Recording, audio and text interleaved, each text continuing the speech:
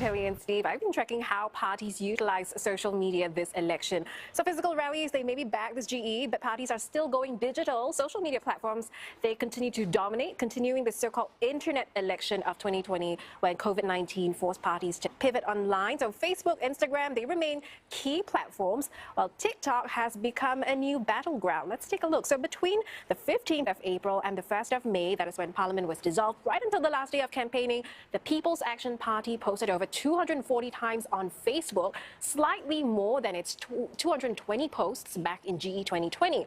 But despite the volume then, the PAP's engagement rate was lower than the Workers' Party. Now in 2020, Workers' Party posted 120 times on Facebook, and that earned them over 500,000 interactions. This year, WP made more than 220 posts on Facebook.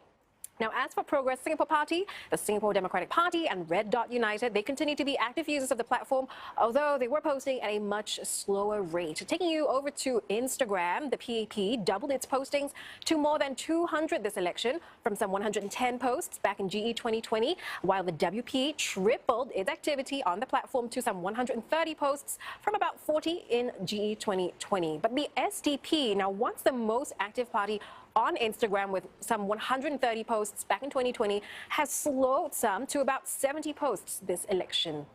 YouTube use, now that has been pretty mixed this election. It was once a hot spot for the Progress Singapore Party and the PAP back in 2020, but activity has since dropped off, with both parties dramatically scaling back from the 140 videos posted then. Meantime, WP has actually increased, in fact doubled its videos on YouTube. The SDP has in fact not posted on the platform at all during this period. The RDU, they released just one video during this election period. And Twitter, now known as X, has largely faded from the political scene. Most parties, they have gone quiet, with TikTok taking its place. Now, the PAP joined TikTok in 2024, and they've posted daily since April. WP, PSP, they've also ramped up their presence on the app, and they've been especially active in recent weeks. Let's take a look. And podcasts, they've also been rising in popularity as a platform for parties to get their message across through candid and longer chats. So candidates, we've seen them appear on platforms like the Daily Catch-Up and Yalabat to talk about policies and engage voters. So while the online battleground is clearly here to stay, the real challenge now is where voters tune in and how effectively parties can get their message across.